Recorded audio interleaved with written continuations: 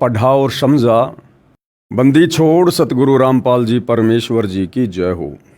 सत्साई भाई और बहनों, पुस्तक भोगेगा अपना किया रे, इसके ऊपर वीडियो बनाने की श्रृंखला जारी है। इस पुस्तक के माध्यम से हमने पढ़ा और समझा कि 2006 के करोथा कांड के समय जिन लोगों ने प्रत्यक्ष रूप से या अप्रत्यक्ष रूप से सतगुरु रामपाल जी के ऊपर या उनके भक्तों के ऊपर जो भी झूठे मुकदमे लगवाए, गवाहियाँ दी, या करोथा कांड के समय आश्रम पर हमला करने में प्रत्यक्ष या अप्रत्यक्ष रूप से जैसी भी भूमिका निभाई, आगे चलकर उनको क्या कर्म फल भोगना पड़ा। किसी का बेटा मरा, किसी की बेटी मरी, कोई खुद तड़फ तड़फ के मरा, किसी का पूरा परिवार ही सर्वनाश को प्राप्त हो गया। क्योंकि परमात्मा जी के विधान में लिखा हुआ है कि कबीर मेरे भगत को दुख ना दीजिए कोई, संत दुखाए मैं दुखी मेरा आपा भी दुखी होए। आत्मा दुखी तो परमात्मा दुखी। इसी कड़ी में भाइयों और बहनों हम आगे बढ़ें। ये पुस्तक भोगेगा अपना किया रे हमें और करोथा कांड के विषय में क्या क्या जानकारी दे रही है, जिससे हमें कुछ शिक्षा मिल सके, हम भी भविष्य में संभल कर चल सकें। तो पुस्तक को हम आगे पढ़ें उससे पहले गुरुदेव भगवान का जयकारा लगाएंगे। बंदी छोड़ सतगुरु रामपाल जी परमेश्वर जी की जय हो। परमपिता परमात्मा सारी सरस्ती के रचनहार, कुल मालिक, असंख्य ब्रह्मांडों के स्वामी, जगत गुरु, तीनों लोकों में प्रवेश करके सबका धारण पोषण करने वाले राजाधिराज, आत्माधार, नाथों के नाथ, देवों के देव महादेव, सर्वेश्वर महेश्वर, मृत्युंजय, अजरो अमर, आदि अनादि सनातनी प्रभु, जगत पिता जगदीश्वर, श्री श्री 1008 की उपाधि के वास्तविक अधिकारी, अकाल मूरत सौद स्वरूपी राम वासुदेव सर्वगतम ब्रह्म, परम पूज्य प्रथम पूज्य परम संत परम पुरुष परम धनी परम दयालु, सत्य कबीर हक्का कबीर, अल्लाहु कबीर, अल्लाहु अकबर, बाखबर, अल्लाह ताला, जगत के तारणहार, जगत के मुक्तिदाता, जगत के जगन्नाथ, हारे के सहारे, हिंदुओं के राम, मुसलमानों के अल्लाह, सिखों के वाहिगुरु, ईसाइयों के मसीह, दया के सागर दयानिधि, करुणा के सागर करुणानिधि, स्वयंभू परिभू, संकट मोचन, कष्ट हरण, मंगल करण, दुख भंजन, अविगत कबीर, निर्विकार निर्विषम परमात्मा, अलय अलेख सतगुरु, आदि अनादि सतगुरु, असली मर्यादा पुरुषोत्तम, असली राम, असली कृष्ण, असली घनश्याम, असली मुरारी, राजाओं के राजा, महाराजाओं के महाराजा, शहनशाहों के शहनशाह, सम्राटों के सम्राट, भगवानों के भगवान, अल्लाहों के अल्लाह, प्रभुओं के प्रभु, मसीहाओं के मसीह, सच्चे वाहिगुरु, बाबाओं के बाबा, पीरों के पीर, सेठों के सेठ, जगत सेठ, सावड़सा सेठ, सर्वगुण संपन्न, अनंत कोटि कलाओं के स्वामी, अनंत कोटि ब्रह्मांडों के नायक, योगियों में महायोगी, ध्यानियों में महाध्यानी, सिद्धों में परम सिद्ध, ज्ञानियों में तत्वज्ञानी, ब्रह्मज्ञानी, महाज्ञानी, परम ज्ञानी, सर्वश्रेष्ठ ज्ञानी, विज्ञानी, युवा कबीर, समर्थ कबीर, असमवात, अमित ओझा, सच्चे रहनुमा, करीम अल्लाह, शुभान अल्लाह, दुनिया के अंतिम पैगंबर,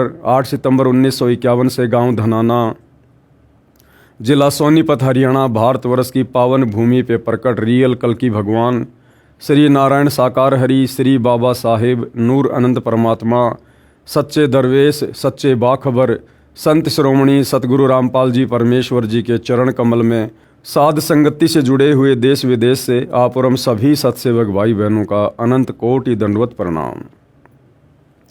तो भाई और बहनों, अब हम आगे बढ़ते हैं इस पुस्तक पर जिसका नाम है भोगेगा अपना किया रे।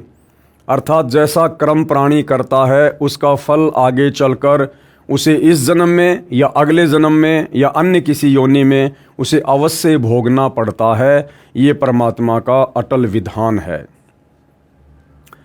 इसी कड़ी में भाई और बहनों, संत गरीबदास जी को भी एक बार कुछ लोगों के द्वारा बेवजह परेशान किया गया था, उन्हें दुखी किया गया था, उनको यातना दी गई थी।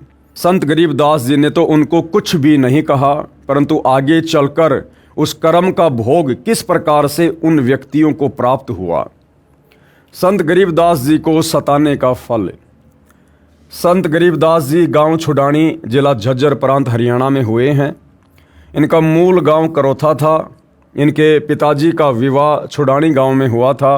इनके नाना जी को पुत्र नहीं था। इस कारण से गरीबदास जी के पिता बलराम जी छुडानी रहा करते थे। यानी गरीबदास जी के पिताजी अपने ससुराल में घर जमाई रहा करते थे और वहीं गरीबदास जी का जन्म हुआ था। गांव बाजिदपुर का एक तोखराम नाम का भगत संत गरीबदास जी का शिष्य था। भगत तोखराम की प्रार्थना पर आप जी गांव बाजिदपुर दिल्ली में कुछ दिन रहे। उस भगत की बहुत ज़मीन थी, बाजरा बो रखा था। टिड्डी छोटे छोटे पक्षियों जैसी होती है।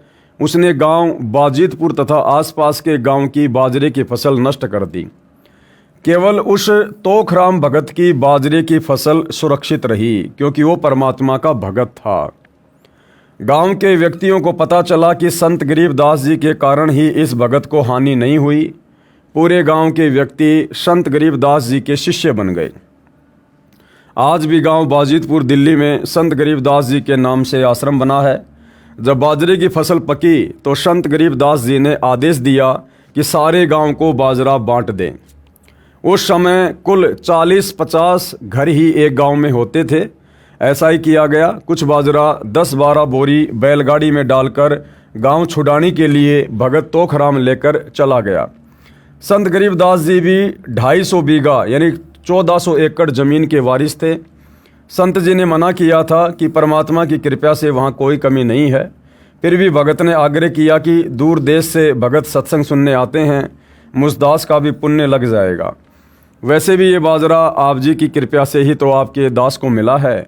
भगत की अटूट श्रद्धा के आगे संत गरीबदास जी निरुत्तर हो गए तथा ऐसा करने की अनुमति दे दी। कहते हैं, साधु भूखा भाव का, धन का भूखा नहीं, और जो कोई धन का भूखा वो साधु भी नहीं। बैलगाड़ी में 10-12 क्विंटल बाजरा भरकर उसी में गरीबदास जी को बैठाकर भगत गांव छुडानी की तरफ शाम को चल पड़ा। रास्ते में गांव काणोदा, वर्तमान जिला झज्जर, प्रांत हरियाणा पड़ता था। गांव काणोदा में भी टिड्डी दल ने सर्व बाजरे की फसल नष्ट कर दी थी। काणोदा गांव के व्यक्तियों ने बाजरे की गाड़ी को जबरदस्ती लूट लिया। संत गरीबदास जी अपने भगत के यहाँ से जो बाजरा लेकर आ रहे थे, काणोदा गांव के लोगों ने उस बाजरे को लूट लिया। भगत ने विरोध किया तो उसको भी मारने पीटने लगे। तब गरीबदास जी ने कहा, आप ऐसा न करो, किसी के धन को लूटना पाप है। गांव में आए व्यक्तियों का अतिथि सत्कार करना चाहिए, भोजन पानी की बात पूछनी चाहिए। आप ये अच्छा नहीं कर रहे हो। काणोदा गांव के व्यक्तियों ने कहा कि ये बड़ी शिक्षा दे रहा है, इसको बांध लो। सारा बाजरा लूट लिया। भगत खाली बैलगाड़ी लेकर बाजिदपुर लौट गया। जब सर्व घटना का गांव के व्यक्तियों को पता चला तो कुछ वृद्ध व्यक्ति गांव काणोदा को चल पड़े। दूसरी ओर बाजरा लूटने वाले गरीबदास को हाथों से बांधकर गांव ले गए। गांव काणोदा में एक साहब राय उर्फ छाजू नाम का बड़ा चौधरी व्यक्ति था। सरकार की ओर से उसे जेलदार का पद भी प्राप्त था, यानी छोटा मोटा दंड वो अपराधियों को दे सकता था। उस समय नवाब के द्वारा उसको अधिकार था। वह अपराधियों को दंड भी देता था। गांव के व्यक्तियों ने उस चौधरी से कहा कि ये चोर है, किसी का बाजरा चुरा कर ले जा रहा था, हम पकड़ लाए हैं। उस चौधरी ने अपने हाथों से गरीबदास जी को काठ लगाया। काठ उस समय एक प्रकार की सजा के तौर पर लगाया जाता था। काठ लगाना एक बहुत पीड़ा देने वाला यंत्र बना था, जिसमें व्यक्ति को काठ की बल्लियों के बीच में बांध दिया जाता था। उसमें व्यक्ति न बैठ सकता था न पूरा खड़ा हो सकता था। कुछ देर के पश्चात गांव बाजिदपुर के व्यक्ति गांव काणोदा में पहुंच गए। जब उनको पता चला कि संत जी को काठ में बांध रखा है, तब वे उस साहब राय उर्फ छाजू चौधरी से मिले तथा बताया कि ये महात्मा है, कोई चोर नहीं है। इनकी कृपा से उस भगत के बाजरे को टिड्डियों ने भी हानि नहीं की थी। यही बाजरा लेकर इनका भगत गांव छुडानी जा रहा था। ये कोई चोर नहीं है। आप जी को भ्रमित किया गया है। आप जी क्षमा याचना करें, अन्यथा आप जी को बहुत हानि हो जाएगी। उस साहब राय उर्फ छाजू चौधरी ने संत जी को काष्ट मुक्त कर दिया और हाथ जोड़कर क्षमा याचना नहीं की। केवल सिर झुकाकर औपचारिकता करके अहंकारवश चला गया। इसी साहब राय चौधरी अर्थात छिकारा गोत्र ने एक मुसलमान को किसी के कहने से बेकसूर सजा दी थी। गरीबदास जी की घटना के 20 दिन पश्चात चौधरी साहब राय छिकारा प्रतिदिन की तरह सुबह सूर्योदय से पहले गांव से बाहर टट्टी फिरने गया, यानी फ्रेश होने के लिए गया था। तालाब पर हाथ साफ करके वापस चला। उसी समय 2 घोड़ों पर सवार 2 बिलोचों ने उस साहब राय चौधरी का एक एक हाथ पकड़ा तथा तलवार से दोनों हाथ काट कर चले गए। चिल्लाता बिलखता चौधरी साहब राय गाँव पहुँचा। वैद्य बुलाकर उपचार कराया। न तो रक्त बहना बंद हुआ और ना ही पीड़ा बंद हुई। सारा दिन सारी रात चिल्लाता रहता था। बड़े बड़े वैद्य आए परंतु व्यर्थ। तब किसी भगत का उस गांव में आना हुआ। सर्व घटना को जानकर उसने कहा कि आप संत गरीबदास जी के पास जाओ, उनसे हृदय से समायाचना करो, तब बात बन सकती है। मरता क्या नहीं करता। 3-4 घोड़े तैयार किए गए। एक घोड़े पर उस चौधरी साहब राय को बैठाया तथा उसी घोड़े पर एक व्यक्ति और बैठा। सब के सब गांव छुडानी में संत गरीबदास जी के पास गए। चौधरी साहब राय उर्फ छाजू ने नाक रगड़ कर क्षमा मांगी। तुरंत पीड़ा तथा रक्त का स्राव बंद हो गया। उसी समय तुरंत वो पीड़ा बंद हो गई और खून का बहना भी बंद हो गया। सर्वे व्यक्तियों को बड़ा आश्चर्य हुआ। तब संत गरीबदास जी ने कहा, भाई आपको पद याद है, उसका सदुपयोग करना चाहिए। दंड देने से पहले स्वयं जांच करनी चाहिए। गलती हो भी जाए तो हृदय से क्षमा याचना करनी चाहिए। मैंने आपको कोई बद्दुआ नहीं दी, आप जी ने अपना किया ही भोगा है। इसी प्रकार भाइयों और बहनों, करोथा कांड के बाद में डिग्गल गांव में, बागपुर गांव में, करोथा के आसपास जिन जिन परिवारों का सर्वनाश हुआ, जिन्होंने करोथा कांड के समय प्रत्यक्ष या अप्रत्यक्ष रूप में अपनी भूमिका निभाई थी हमला करने में, संत रामपाल जी ने किसी को कोई बद्दुआ नहीं दी, क्योंकि ये सारी सृष्टि के पिता हैं और पिता कभी भी अपने बच्चों को बद्दुआ नहीं देता है। लेकिन जैसा कर्म किया है समय आने पर वो भोगना अवश्य पड़ता है। तो गरीबदास जी ने कहा कि मैंने आपको किसी प्रकार की कोई बद्दुआ नहीं दी, जैसा आपने कर्म किया उसकी आपने सजा पाई है। यहाँ पर यह बताना अनिवार्य है कि जब संत गरीबदास जी 10 वर्ष के बालक थे, सन 1727 संवत 1774, तब वे प्रतिदिन की तरह अन्य बड़े जवान साथियों के साथ अपने ही खेतों में गऊ चराने गए थे। उस दिन फाल्गुन मास की द्वादशी द्वास थी। दिन के 10 बजे परमात्मा कबीर बंदी छोड़ जी अपने अमरलोक से आए, जो अमरलोक आकाश में सर्वोपरि है।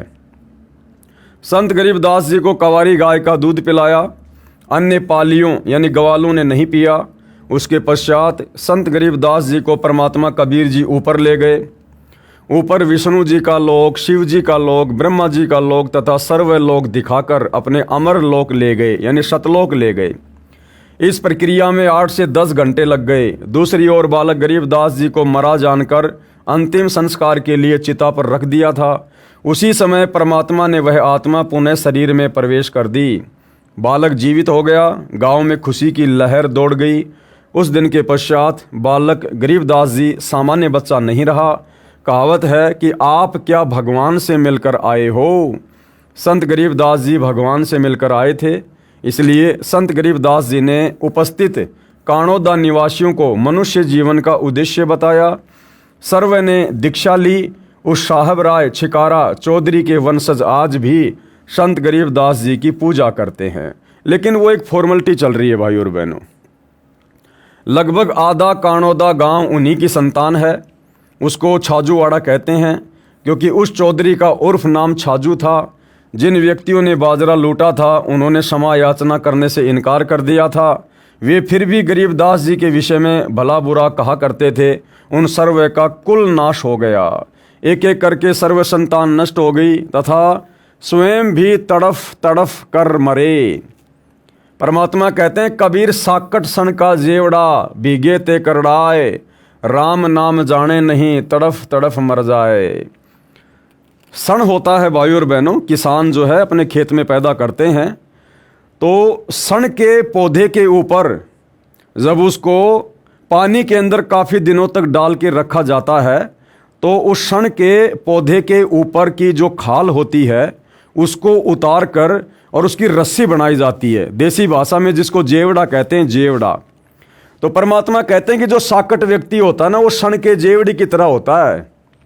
उसको पानी में भिगो दोगे तो भी वो बिल्कुल ऐसा रहेगा, टाइट टाइट, उसकी जो अकड़ है वो कम नहीं होती।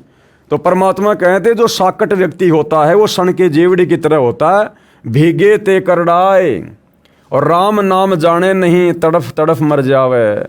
कबीर राम नाम से खिज मरे, कुष्टी हो गल जावे, शुकर होकर जन्म ले, नाक डूबता खावे। नीच व्यक्ति का स्वभाव बताया है कि वह उस क्षण के रस्से के समान है जो जल में भीगकर अधिक सख्त हो जाता है, जबकि जल में भीगने से पदार्थ नरम हो जाते हैं।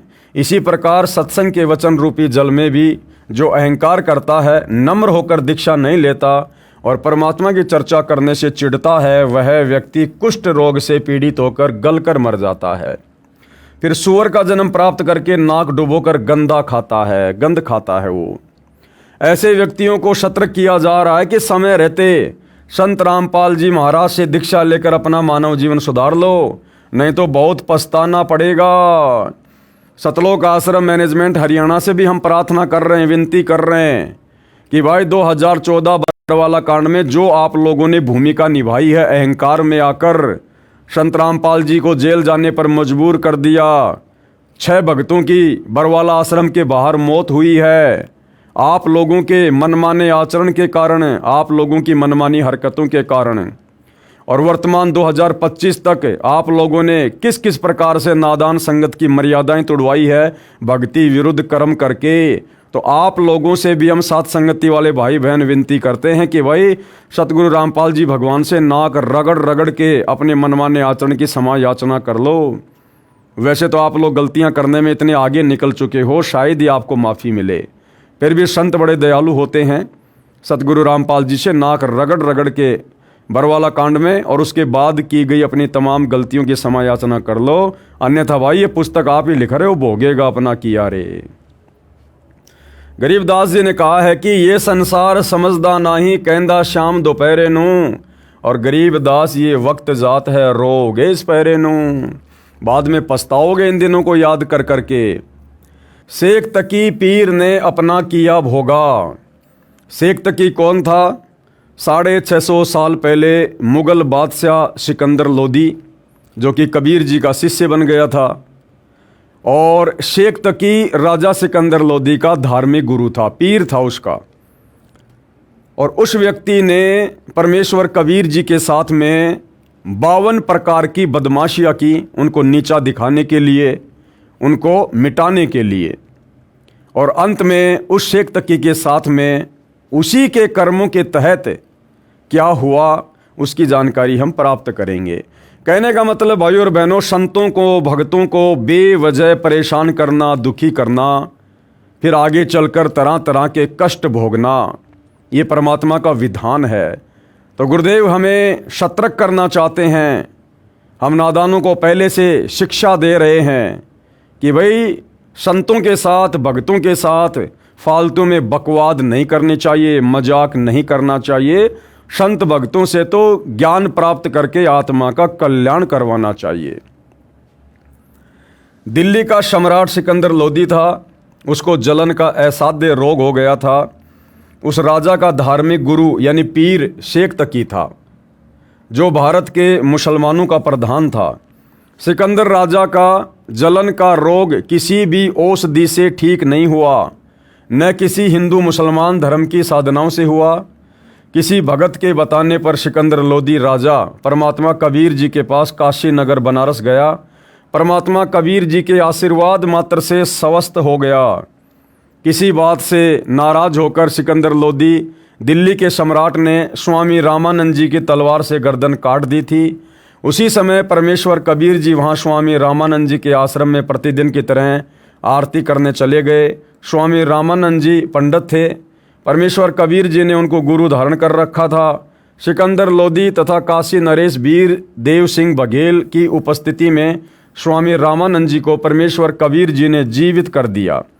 सिकंदर लोदी का अधिक रुझान परमात्मा कबीर जी की तरफ हो गया जो पूर्व गुरु शेख तकी को रास नहीं आया, जिस कारण से ईर्ष्यावश कबीर जी को नीचा दिखाने की योजना बनाने लगा, कहीं राजा मुझे त्याग ना दे।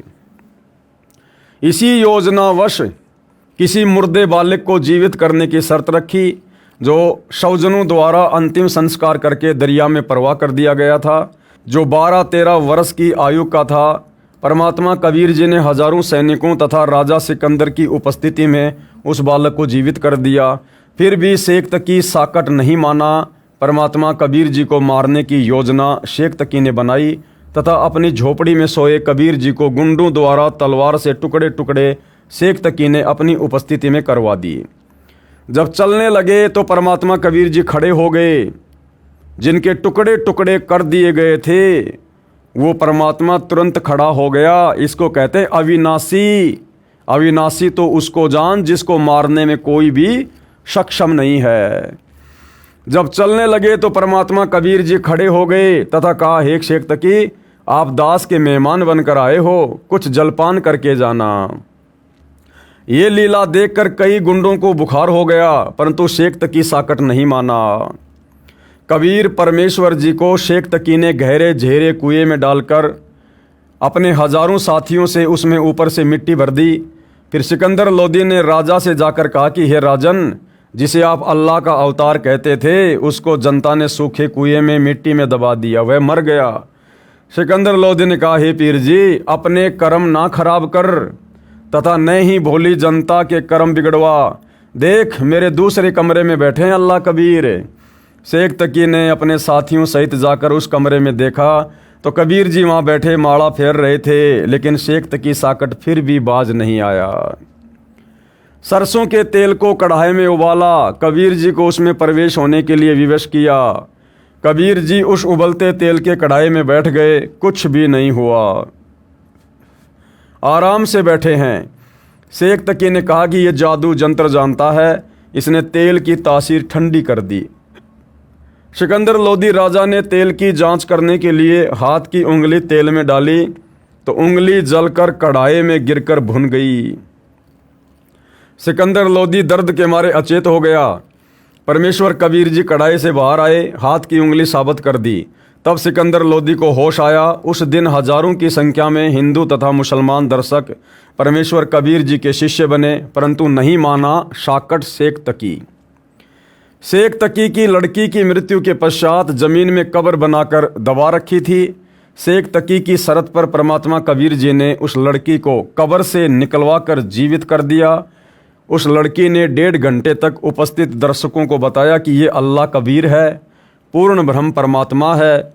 उपस्थित हजारों दर्शकों ने कबीर जी से दीक्षा ली, परंतु नहीं माना साकट शेख तकी। परमेश्वर कबीर जी दोनों धर्मों के व्यक्तियों को समझाया करते थे कि आपके धर्मगुरु परमात्मा प्राप्ति के यथार्थ ज्ञान से खाली हैं और मेरे पास वह सत्य भक्ति है जिससे आप यहाँ भी सुखी तथा परलोक में भी सुखी हो जाओगे। आप एक परमात्मा के बच्चे हो, जिस कारण से दोनों धर्मों हिंदू तथा मुसलमान के धर्मगुरु अपने धर्म की जनता को भ्रमित करते थे तथा परमात्मा कबीर जी में बहुत सारे दोष निकालकर जनता को दूर रखते थे।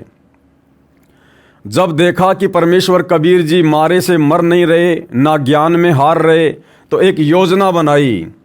भारतवर्ष में जितने भी हिंदू तथा मुसलमान गुरुओं के आश्रम थे, सबको झूठी चिट्ठी लिखकर भेज दी कि कबीर पुत्र नीरू शहर काशी में 3 दिन का भंडारा करेगा।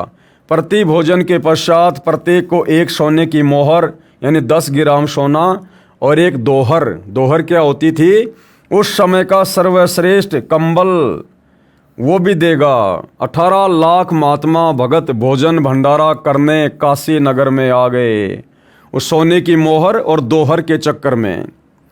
परमेश्वर कबीर जी तथा अन्य रूप में एक केशव नाम का बंजारा यानी व्यापारी बनकर अपने शतलोक स्थान आकाश से 9 लाख बैलों के ऊपर आए। भक्तों ने थैलों में खाने का कुछ पका पकाया, कुछ कच्चा सामान लेकर काशी शहर में टेंट लगाकर उनमें सारा सामान रख दिया। शतलोक स्थान आकाश से ही लाखों भगत सेवा करने के लिए आए थे। भंडारा शुरू हुआ। यहाँ पर स्पष्ट करना उचित समझते हैं कि परमेश्वर कबीर जी का जन्म किसी माँ से नहीं हुआ था, क्योंकि परमेश्वर कबीर स्वयंभू हैं, परिभू हैं, सर्वेश्वर हैं, महेश्वर हैं। ना सतगुरु जननी जने जाके माना बाप, पिंड ब्रह्मंड से रहित है ना वहाँ तीनों ताप। परमात्मा कबीर जी का जन्म किसी माँ से नहीं हुआ था। विक्रमी संवत 1455 सन 1398 जेठ मास की पूर्णमासी को सुबह सूर्योदय से 1.5 घंटा पहले परमात्मा कबीर जी आकाश से सतलोक स्थान से सशरीर चलकर आए थे। एक शिशु रूप में काशी शहर के बाहर जंगल में लहर तारा नामक तालाब में कमल के फूल पर प्रकट हुए थे। इसके प्रत्यक्ष दृष्टा एक अष्टानंद ऋषि थे जो प्रतिदिन उसी तालाब पर स्नान करने जाया करते थे। कमल के फूल से नीरू नामक निसंतान जुलाहा शिशु रूपधारी परमेश्वर को अपनी पत्नी सहित घर ले गए। बालक का नाम कबीर रखा, इसलिए यहाँ पर नीरू पुत्र लिखा है। शेख तकी राजा सिकंदर को भी चिट्ठी देकर साथ ले आया। यानी पूरे भारतवर्ष में शेख तकी ने परमात्मा कबीर जी को नीचा दिखाने के लिए कि कबीर तो निर्धन है, जुलाहा है, खुद का परिवार भी बड़ी मुश्किल से चला रहा है। 18 लाख लोगों को, दुनिया भर के साधु संतों को जो काशी में इकट्ठा होंगे, उनको कैसे भोजन करवाएगा, कहाँ से उनको सोने की मोहर देगा, दोहर देगा। और जब इतने सारे लोग यहाँ इकट्ठे हो जाएंगे तो ये कबीर अवश्य काशी छोड़कर भाग जाएगा, अन्यथा लोग पीट पीट कर उसको मार देंगे। ऐसी योजना शेख तकी ने और अन्य लोगों ने मिलकर बनाई। परंतु भाई परमात्मा तो परमात्मा है जो तीनों लोकों में प्रवेश करके सबको भोजन पानी दे रहा है। 18 लाख लोग उसके लिए क्या हैं? उन 18 लाख लोगों को प्रतिदिन वो जहाँ भी खाना खा रहे थे वही परमात्मा तो दे रहा था। अब अगर एक जगह इकट्ठे होकर खा लेंगे तो कौन सी बड़ी बात है। लेकिन शेख तकी ईर्ष्यावश कबीर जी को एक सच्चा या कुछ अच्छा साधु भी नहीं मानता था। तो शेख तकी ने उस दिन राजा सिकंदर लोदी को भी साथ ले लिया और कहा कि आपके गुरुजी भंडारा कर रहे हैं, कबीर चलो साथ में। इसलिए कि वहाँ कबीर मिलेगा नहीं, दुनिया वहाँ पर गालियाँ निकाल रही होगी और राजा के दिल में कबीर जी के प्रति श्रद्धा कम हो जाएगी और तेरी चौधर बरकरार बनी रहेगी। ये सोचकर शेख तकी ने सिकंदर लोदी को भी साथ में ले लिया। शेख तकी राजा सिकंदर को भी चिट्ठी देकर साथ ले आया। उसने सोचा था कि कबीर शहर छोड़कर भाग गया होगा, परंतु वहाँ जाकर देखा तो कुछ और ही कमाल था। सिकंदर लोदी बड़ा खुश हुआ। परमात्मा कबीर जी दूसरे रूप में अपनी झोपड़ी में रविदास संत जी के साथ बैठे थे। परमेश्वर कबीर जी ने अपना दूसरा रूप बनाया केशव बंजारे का। 9 लाख बैलों के ऊपर पका पकाया भोजन लेकर, टेंट का सामान लेकर काशी में उतर आए और वहाँ तो उन्होंने रंग लगा दिए। रंग, दुनिया भोजन कर रही है, भंडारा कर रही है, आनंद ले रही है। राजा सिकंदर जी परमेश्वर कबीर जी को झोपड़ी से स्वयं हाथी पर बैठाकर उस भोजन भंडारे के स्थान पर लाए जहाँ पर आए अतिथि मन वांछित भोजन तथा मोहर दोहर लेकर कबीर जी के गुणगान कर रहे थे। 3 दिन तक भंडारा चला। परमात्मा कबीर जी ने अपने दूसरे रूप डबल रोल में केशव के साथ ज्ञान चर्चा की, लीला करके लगातार 24 घंटे यानी 8 पैर तक सत्संग किया। ज्ञान को सुनकर लगभग 15-16 लाख भक्तों तथा अन्य साधुओं ने नाम दीक्षा ली, परमेश्वर कबीर जी के शिष्य बने। इस प्रकार परमेश्वर कबीर जी के हिंदू तथा मुसलमान कुल 64 लाख शिष्य बने थे। कबीर जी सन 1398 से 1518 तक 120 वर्ष पृथ्वी पर लीला करके सशरीर शवधाम सतलोक चले गए थे। अंत में सिकंदर लोदी तथा शेख तकी की उपस्थिति में सारे बैल तथा बंजारे अंतर्ध्यान हो गए तथा परमात्मा कबीर जी का दूसरा स्वरूप केशव कबीर जी के शरीर में समा गया। शेख तकी साकट फिर भी नहीं माना, निंदा ही करता रहा। कहा कि इस कबीर ने ये क्या भंडारा लंगर किया है, हम अनेकों कर दें। इसने तो महोछा किया है।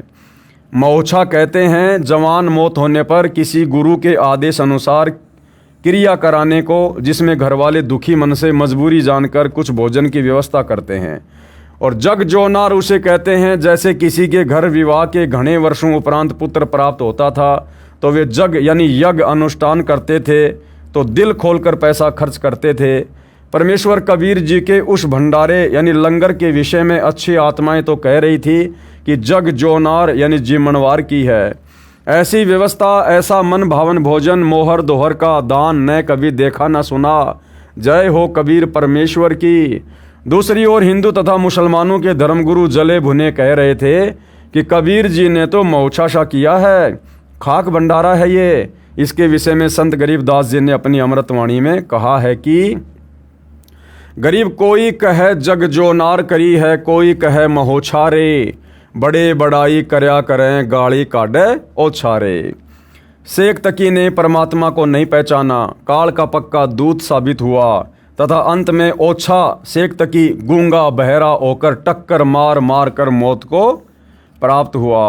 अपना किया भोगा तथा नरक का भागी बना। जबकि भाइयों और बहनों, परमात्मा मौका देता है। शेख तकी को काफ़ी वर्षों तक परमात्मा जी ने मौका दिया। उसकी आंखों के सामने परमात्मा ने प्रत्यक्ष चमत्कार करके दिखाए, मुर्दों को जिंदा करके दिखाया। उसके बावजूद भी शेख तकी के अंदर से वो ईर्ष्या खत्म नहीं हुई और अंत में अपने किया का फल भोगा, अपने किए कर्मों का फल भोगा और मरने के बाद में नरक का भी भागी बना। महर्षि दयानंद का अज्ञान, आर्य समाज के प्रवर्तक महर्षि दयानंद का अज्ञान। महर्षि दयानंद का वेद विरुद्ध ज्ञान, शेष प्रश्न 3 से लगातार।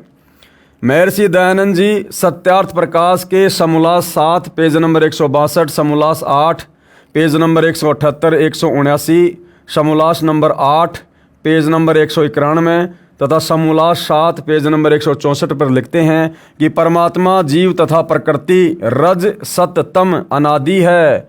भावार्थ है कि परमात्मा ने जीव तथा प्रकृति जो 3 गुणों रजगुण, सतगुण तथा तमगुण से मिलकर बनती है उसको उत्पन्न नहीं किया। ये भी परमात्मा की तरह स्वयंभू है, अर्थात भाई बहन सिद्ध कर दिए। शेख तकी कह रहा कि रजगुण, तमगुण, सतगुण ये स्वयंभू हैं, अपने आप प्रकट हुए हैं। पुस्तक ऋग्वेदादि भाष्य भूमिका नामक पुस्तक के पेज नंबर 117-118 में वेद मंत्र का अनुवाद करते समय खंडन किया है कि सृष्टि रचना से पहले केवल एक परमात्मा था। उस समय रज सत तम अर्थात 3 गुण नहीं थे, जिसको महर्षि दयानंद ने प्रकृति कहा है। उसी को प्रधान भी कहा जाता है, वे भी नहीं थे। इससे भी समय सिद्ध हुआ कि पहले केवल परमात्मा थे, बाद में सृष्टि रचना के समय प्रकृति तथा जीव परमात्मा ने ही उत्पन्न किए। वेदों में प्रमाण है कि परमात्मा ने प्रकृति तथा जीव को भी उत्पन्न किया। प्रकृति यानी ये दुर्गा और जीव यानी आप और हम सभी आत्माएं। ऋग्वेद मंडल 10 सूक्त 72 मंत्र 1 और 9, बड़े आकार वाले ऋग्वेद द्वितीय भाग सूक्त 72 के मंत्र 9 में अदिति का अर्थ है प्रकृति किया है। मंत्र 4 व 5 में लिखा है कि हे दक्ष, ईश्वर से अदिति अर्थात प्रकृति उत्पन्न हुई। छोटे ऋग्वेद के ऋग्वेद मंडल 10 सूक्त 72 मंत्र 8 से प्रकृति का अर्थ अदिति किया है। जिस रजगुण, सतगुण तथा तमगुण को महर्षि जी ने प्रकृति कहा है, सृष्टि से पूर्व नहीं था। इससे सिद्ध हुआ कि प्रकृति को भी परमात्मा ने उत्पन्न किया है।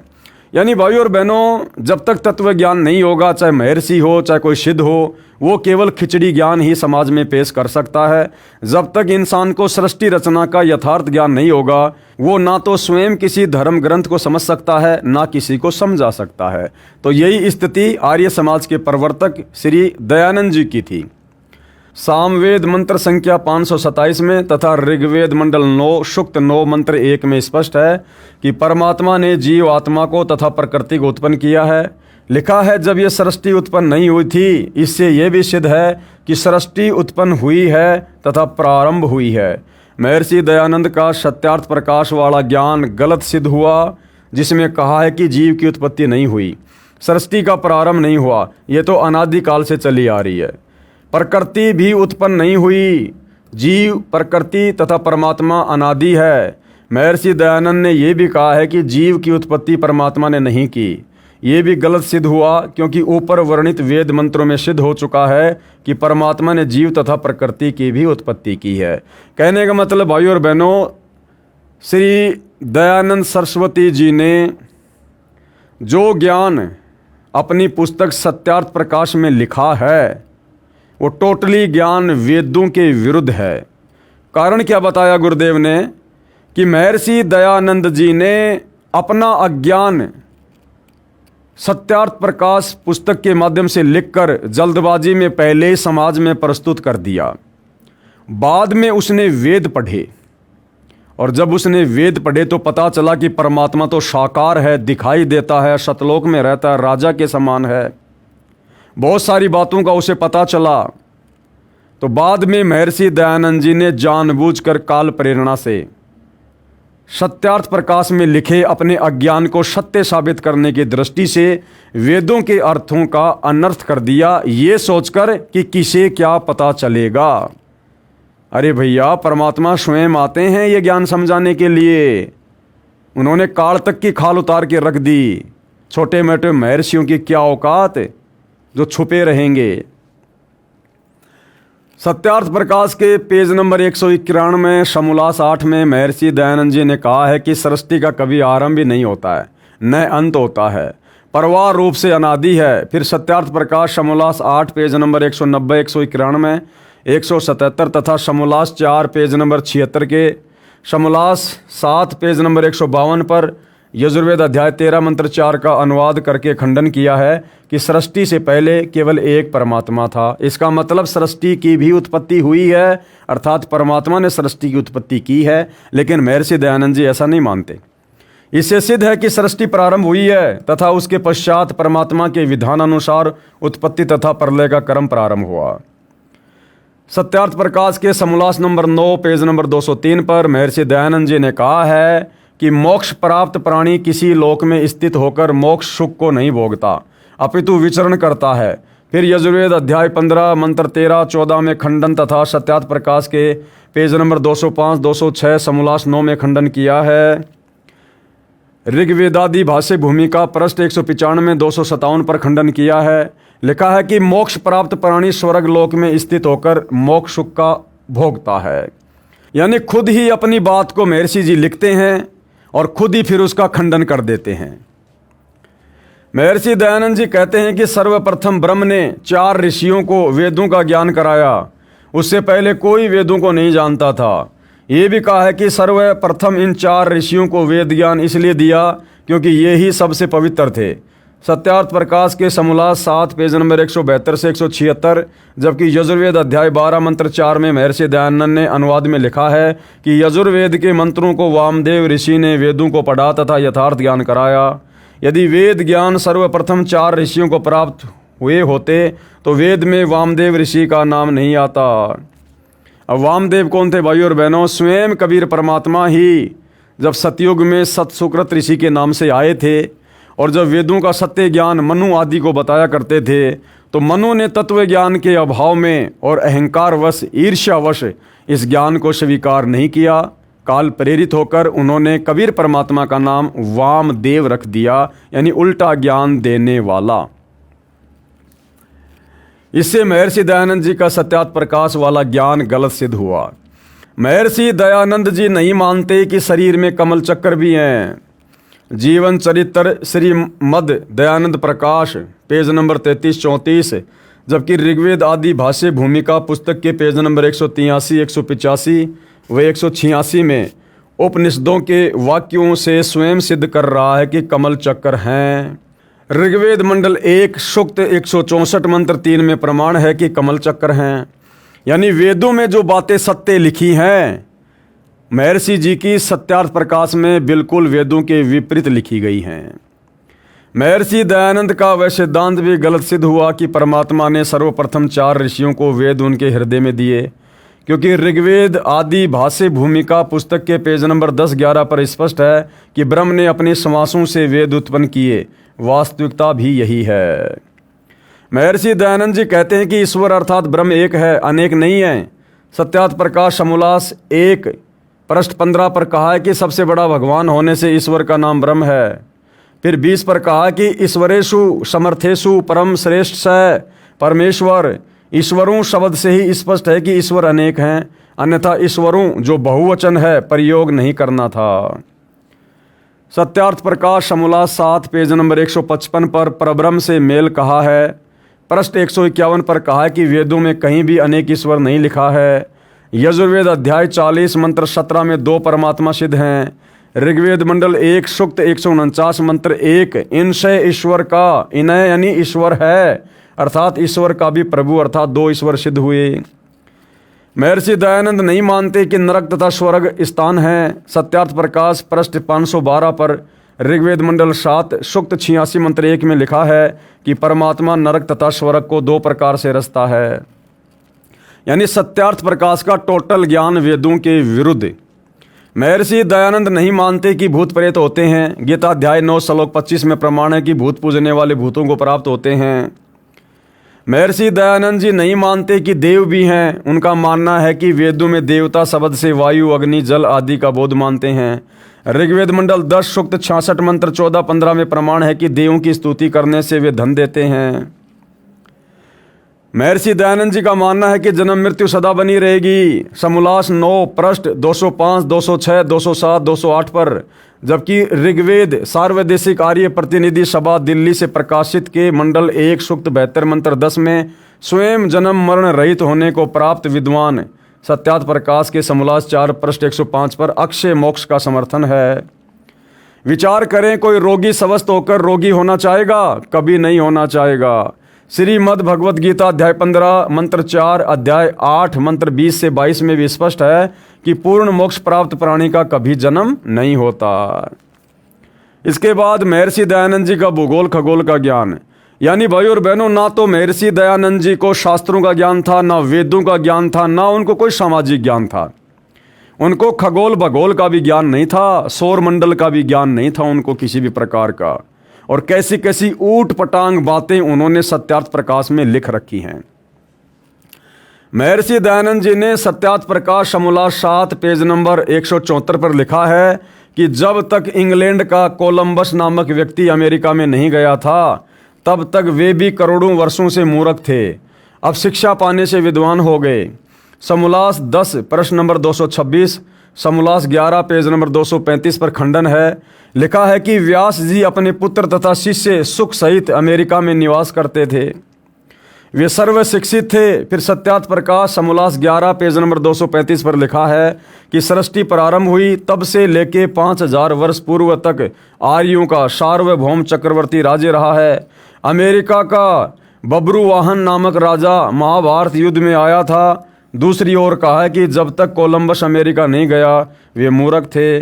करोड़ों वर्षों से महाभारत युद्ध को तो 5600 वर्ष ही हुए हैं तथा व्यास जी भी महाभारत से पहले ही हुए हैं। कोलंबस तो 400 वर्ष पहले ही अमेरिका गया था। अमेरिका वाले पहले ही शिक्षित थे। ऐसा विरोधाभास अज्ञानियों के विचारों में ही होता है। इससे महर्षि दयानंद जी का सत्यार्थ प्रकाश वाला ज्ञान गलत सिद्ध हुआ।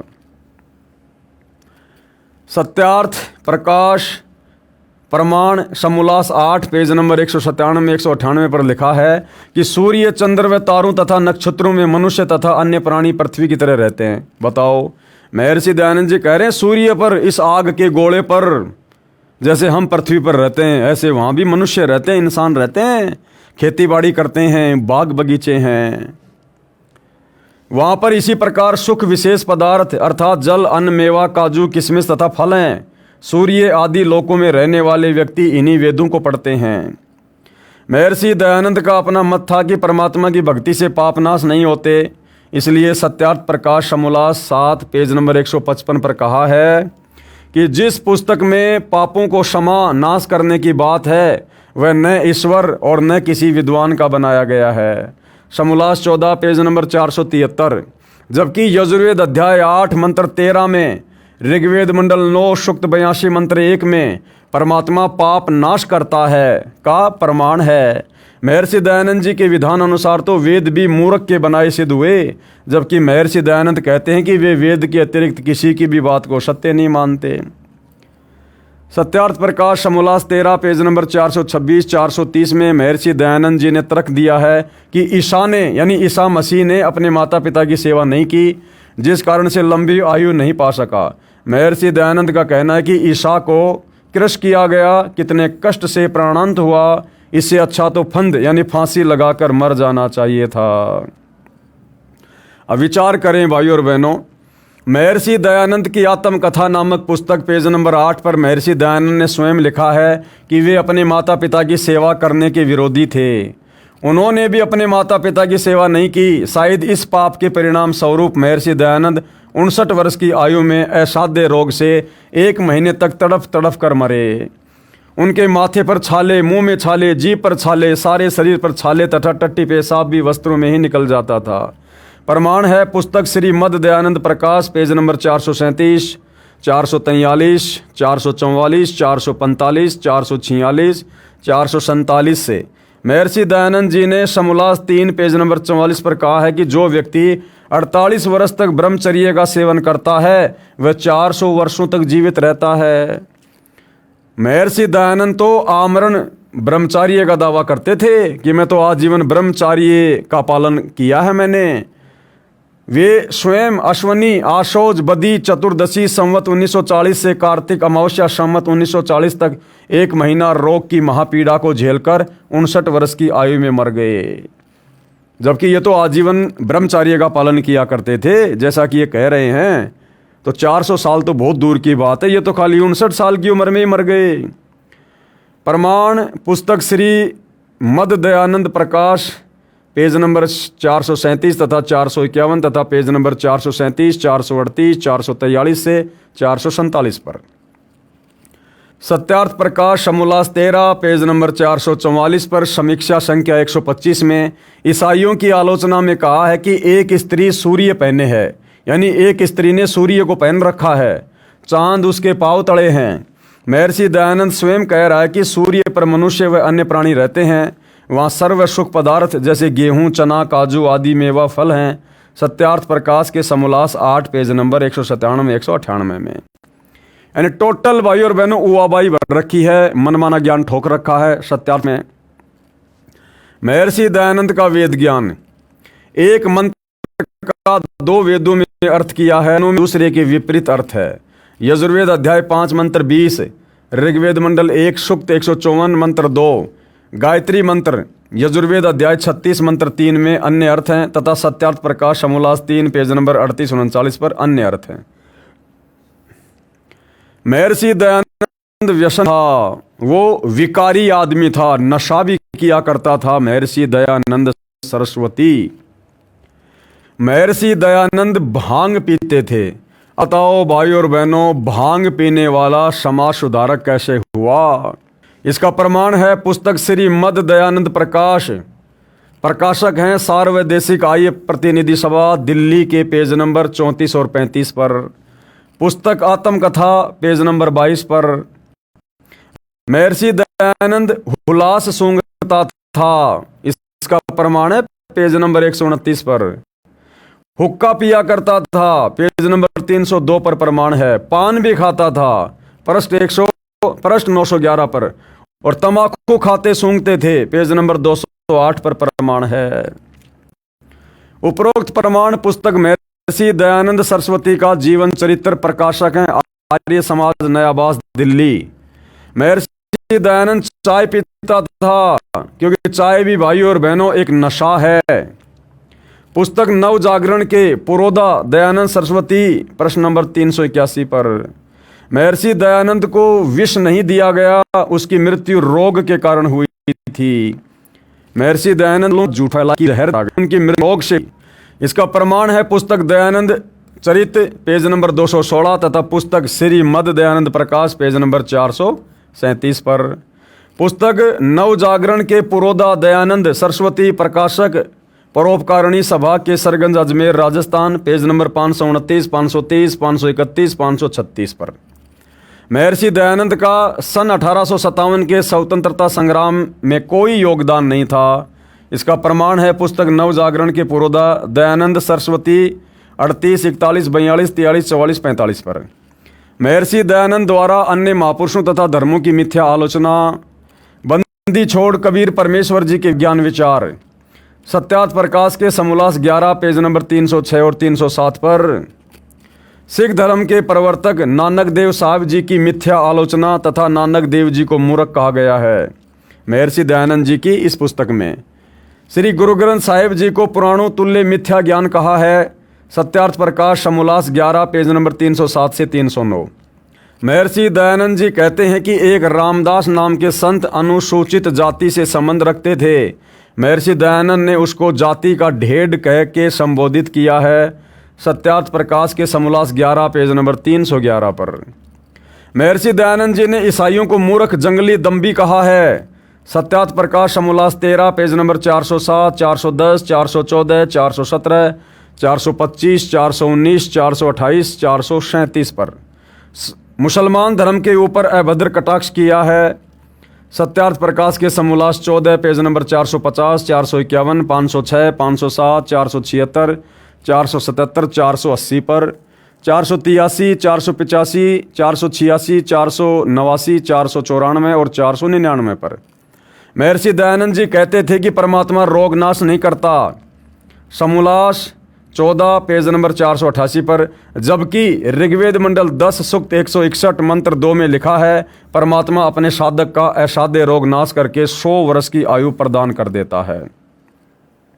यानी भाइयों और बहनों, कितनी उआबाई, कितना झूठ महर्षि दयानंद ने अपनी सत्यार्थ प्रकाश में लिखा हुआ है, जिसको आर्य समाज शिरोधार्य मानता था, वेदों के अनुसार लिखी हुई पुस्तक मानता था। और इस अज्ञान को पढ़ते पढ़ते उनकी पीढ़ियां गुजर गई थी। अब जब सतगुरु रामपाल जी ने आकर ये सच्चाई समाचार पत्रों के माध्यम से, सत्संगों के माध्यम से आम समाज में धीरे धीरे उजागर की, तो आर्य समाज के आचार्यों के पेट में दर्द होने लगा, क्योंकि उनका धंधा इन्हीं पुस्तकों को बेचकर दान धर्म से चल रहा था। तो उन आचार्यों ने नादान जनता को संत रामपाल जी के खिलाफ भड़काना शुरू कर दिया। महर्षि दयानंद जी को यथार्थ आध्यात्मिक ज्ञान नहीं था। वे किसी मंत्र ओम नाम के जाप के पक्ष में नहीं थे। इसका प्रमाण कहाँ है? सत्यार्थ प्रकाश के समोल्लास 11 पेज नंबर 263, 264। जबकि यजुर्वेद अध्याय 40 मंत्र 15 के अनुवाद में महर्षि दयानंद ने स्पष्ट किया है कि जिस परमात्मा का नाम ओम है उसका सुमरण करें, न कि ओम मंत्र का। पुस्तक महर्षि दयानंद सरस्वती का जीवन चरित्र, प्रकाशक हैं आर्य समाज, नया आवास, दिल्ली। इसके पेज नंबर 62 पर एक पुजारी के द्वारा ये पूछने पर कि परमात्मा का कौन सा नाम जाप करें, उत्तर में महर्षि दयानंद ने कहा सच्चिदानंद, यही नाम जाप किया करो और नहीं। तथा पुस्तक नव जागरण के पुरोधा दयानंद सरस्वती के पेज नंबर 93 तथा 83 पर गायत्री मंत्र का जाप करने को कहता था। हर बात में दोगलापन। महर्षि दयानंद को वेद ज्ञान भी नहीं था। सत्यार्थ प्रकाश के समोल्लास 3 पेज नंबर 38 पर गायत्री मंत्र के विषय में कहा है कि भू भवै स्वै, ये 3 वचन तैतरीय आरंक्य के हैं। यदि वेद ज्ञान होता तो कहते कि ये पूरा मंत्र यजुर्वेद अध्याय 36 मंत्र 3 का है। यजुर्वेद अध्याय 36 मंत्र 3 का अनुवाद भी महर्षि दयानंद ने ही किया है, जो सत्यार्थ प्रकाश वाले अनुवाद से अलग है। कारण ये है कि महर्षि दयानंद भांग का सेवन करता था।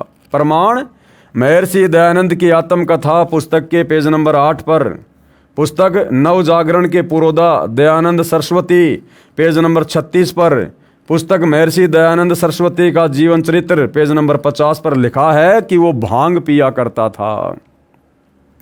इसलिए सत्यार्थ प्रकाश में किए अनुवाद से भिन्न अर्थ यजुर्वेद के अनुवाद करते समय याद नहीं रहा कि मैं क्या अनुवाद कर रहा हूँ। वास्तविकता यह है कि गायत्री मंत्र की व्याख्या जो सत्यार्थ प्रकाश में की है वह किसी की नकल उतारी है। यजुर्वेद अध्याय 36 मंत्र 3 का अनुवाद महर्षि दयानंद का है। यदि भांग का सेवन छोड़ दिया होता तो याद रहता कि सत्यार्थ प्रकाश के समोल्लास 3 पेज नंबर 38 पर क्या अनुवाद किया है, क्योंकि सत्यार्थ प्रकाश को दूसरी बार भाद्रपद संवत 1939 को शुद्ध करके लिखा गया। प्रमाण सत्यार्थ प्रकाश की भूमिका पेज नंबर 8 तथा 12 पर। संवत 1940 में महर्षि दयानंद जी की मृत्यु हो गई थी। यजुर्वेद का पूरा ऋग्वेद का 1 से 6 मंडल का अनुवाद संवत 1934 से संवत 1939 तक किया, 5 वर्षों में किया तथा 1940 संवत में महर्षि दयानंद जी की मृत्यु हो गई। इससे यह सिद्ध हुआ कि सत्यार्थ प्रकाश का संशोधन व यजुर्वेद का अनुवाद साथ साथ किया गया तथा महर्षि दयानंद को ये ज्ञान नहीं कि जिसे गायत्री मंत्र कहा है उसका सत्यार्थ प्रकाश में क्या अर्थ है तथा वेद भाष्य में क्या किया गया है। इससे स्वयं सिद्ध है कि महर्षि दयानंद ने भांग पीना त्यागा नहीं। एक और प्रमाण है कि सत्यार्थ प्रकाश प्रमाण समोल्लास 8 पेज नंबर 197 198 पर लिखा है कि सूर्य पर मनुष्य रहते हैं, वहाँ पर सारी सुख विशेष पदार्थ हैं। काजू किशमिश ज्वार बाजरा गेहूँ तथा फल बाग बगीचे पृथ्वी की तरह सूर्य पर भी हैं। वहाँ अर्थात सूर्य पर रहने वाले व्यक्तियों द्वारा इन्हीं वेदों को पढ़ा जाता है। विचार करें, संवत 1940 अर्थात सन 1883 में महर्षि दयानंद जी की मृत्यु हुई तथा संवत 1939 यानी 1882 तक सत्यार्थ प्रकाश का संशोधन किया। यदि भांग का नशा नहीं करता तो उपरोक्त गलती नहीं करता। इससे सिद्ध है कि महर्षि दयानंद भांग सेवन के साथ साथ हुक्का पीता था। इसका प्रमाण कहाँ है? पुस्तक महर्षि दयानंद सरस्वती का जीवन चरित्र पेज नंबर 302 पर। तमाकू खाता, हुल्लास भी सूंघता था, इसी पुस्तक महर्षि दयानंद सरस्वती का जीवन चरित्र पेज नंबर 208 पर। और चाय पीता था, इसका प्रमाण भी पुस्तक नव जागरण के पुरोधा दयानंद सरस्वती पृष्ठ 381 पर। अब देखो भाई और बहनों, बार बार गुरुदेव भगवान भांग के साथ में, तमाकू के साथ में चाय को भी नशा घोषित कर रहे हैं। इसीलिए सत्सेवक भाई बहनों ने आज से 4 साल पहले ही चाय का सेवन करना छोड़ दिया। महर्षि दयानंद ने कहा है कि परमात्मा की संध्या अर्थात प्रार्थना व स्तुति आदि उपासना केवल 2 समय सुबह और शाम को करनी चाहिए। जप तथा पुरुषचरण करना आवश्यक नहीं है। प्रमाण जीवन चरित्र महर्षि दयानंद सरस्वती पृष्ठ 294, जो वेद विरुद्ध ज्ञान है। वेदों में तो 3 समय की संध्या बताई है भाई। उत्तर, वेदों में लिखा है कि परमात्मा की प्रार्थना संध्या 3 समय प्रातः, दोपहर तथा शाम को करनी चाहिए। इसका प्रमाण ऋग्वेद मंडल 8 सूक्त 1 मंत्र 29 व ऋग्वेद मंडल 9 सूक्त 13 मंत्र 13 में तथा यजुर्वेद अध्याय 19 मंत्र 26 में प्रमाण है कि परमात्मा की उपासना स्तुति 3 समय करने को कहा है। महर्षि दयानंद हवन यज्ञ की विधि लकड़ियों को जलाकर घी डालकर करने को बताते हैं, जबकि ऋग्वेद मंडल 9 सूक्त 86 मंत्र 10 में ज्योतिर्यज्ञ से यानी ज्योति यज्ञ का महत्व कहा है। अर्थात वेदों में ज्योति यज्ञ का प्रावधान है। संत रामपाल जी महाराज ज्योति यज्ञ को करवाते हैं। विवाह के संबंध में सत्यार्थ प्रकाश समोल्लास 4 पेज नंबर 69, 70, 71, 96, 97, 102, 103 जो कतई संभव नहीं है। कैसे? माता बच्चे को केवल 6 दिन दूध पिलाए, 6 दिन के पश्चात दाई अपना दूध उस नवजात बच्चे को पिलाए। समोल्लास 4 पेज नंबर 82 पर, जो बिल्कुल भी संभव नहीं है। अधिक प्रमाणों के लिए कृपया पढ़िए पुस्तक कड़वा सत्य तथा ज्ञान गंगा, उसमें आपको विस्तार से सब कुछ जानने और सुनने को मिलेगा। अब भाइयों और बहनों, शास्त्र अनुकूल साधना से क्या लाभ होता है? क्योंकि जब हम परमेश्वर की शास्त्र अनुकूल साधना सच्चे सदगुरु से लेकर प्रारंभ कर देते हैं और मर्यादाओं में रहते हैं, तो भगत को परमात्मा से मिलने वाले सर्व लाभ प्राप्त होना शुरू हो जाता है। तो सतगुरु रामपाल जी वर्तमान में शास्त्र अनुकूल साधना दे रहे हैं और जो भगत मर्यादा में रहकर साधना करता है उसको सर्व लाभ होते हैं। कुछ एक भक्तों के यहाँ पर आपको अनुभव बताए जा रहे हैं। शास्त्र अनुकूल साधना से हुए भक्तों को लाभ। सज्जन पुरुषों से निवेदन है कि वर्तमान में मानव विज्ञान को बहुत महत्व दे रहा है, मान बैठा है कि परमात्मा भगवान कुछ नहीं है। विज्ञान यानी साइंस ने कितनी तरक्की कर ली है, ऐसे समय में जो परमात्मा मानता है वह रूढ़िवादी ही कहा जाएगा। ऐसा मानना है वर्तमान में अधिक पढ़े लिखों का, परंतु उनकी ये बहुत बड़ी भूल है। जब तक पूर्व जन्म के पुण्य हैं तब तक तो किसी को मत मानो, परंतु जिस समय पूर्व के पुण्यों की चार्ज बैटरी डाउन होगी तब पता चलेगा भगवान है कि नहीं। कोई भी औषधि वह उसमें जो गुण है वह परमात्मा का दिया हुआ है। औषधि या वैद्य परमात्मा से अधिक सर्वशक्तिमान नहीं है। वर्तमान में MBBS, MS, फिर ऊपर CMO जो विज्ञान की चरम सीमा है, उन्होंने क्या अनुभव किया? यहाँ विज्ञान असफल है तथा भगवान सफल है। कृपया पढ़िए वैज्ञानिकों के श्रीमुख कमल से भगवान की महिमा। अब यहाँ पर एक भगत हुए हैं डॉक्टर ओम प्रकाश CMO, ये हरियाणा में CMO के पद पर थे और किस प्रकार से ये स्वयं दुखी थे और इनकी जो धर्मपत्नी थी उसको भी आँखों की समस्या थी, जबकि ये तो बहुत बड़े डॉक्टर थे। लेकिन सतगुरु रामपाल जी की शरण में आने के बाद इनको जीवन दान मिला।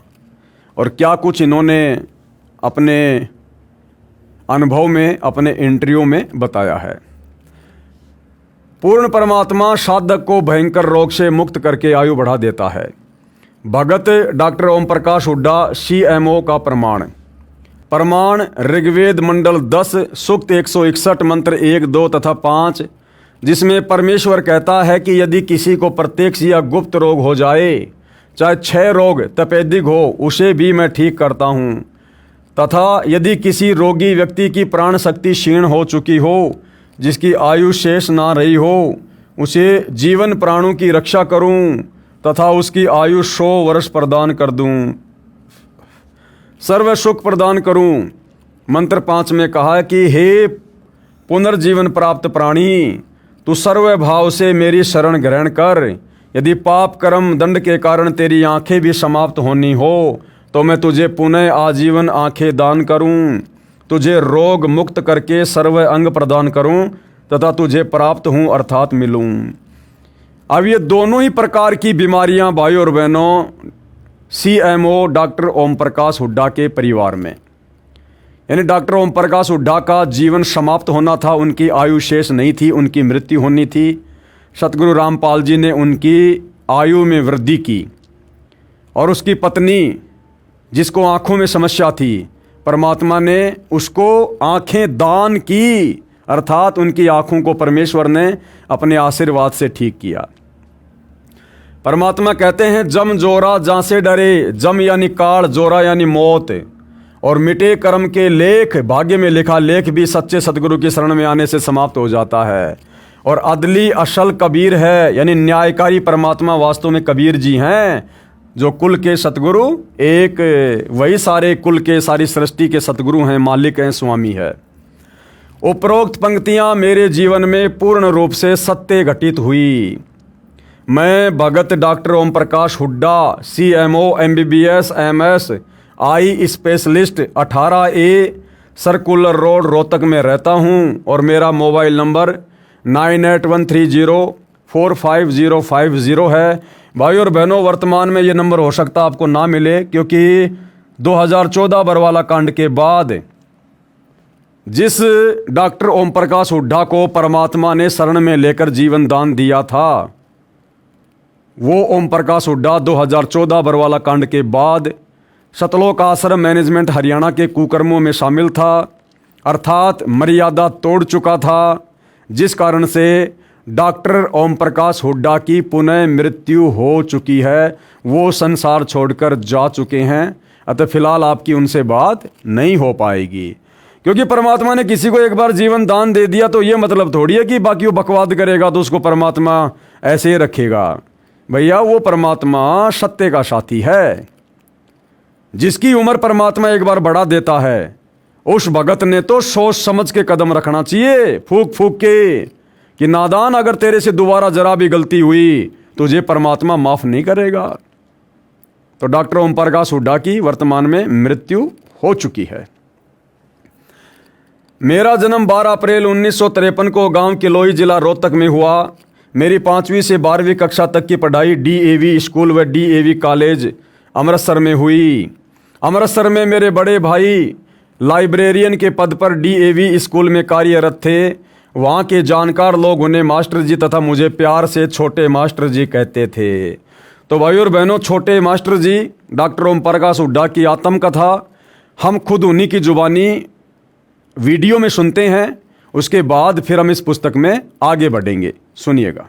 क्या नाम है जी आपका? सर, मेरा नाम ओम प्रकाश दास है। वैसे मुझे जो है सरकारी तौर पे जो नौकरी में मेरा नाम दर्ज है वो ओम प्रकाश हुड्डा के नाम से है, OP Hooda, doctor OP Hooda. तो डॉक्टर साहब, आप कहाँ कहाँ आपने नौकरी की? सर, मैंने जो है जब मेडिकल अफसर के तौर पे मैंने बुटाना नौकरी ज्वाइन की थी। उसके बाद मेरी पानीपत डिस्ट्रिक्ट में रहा 2-2.5 साल।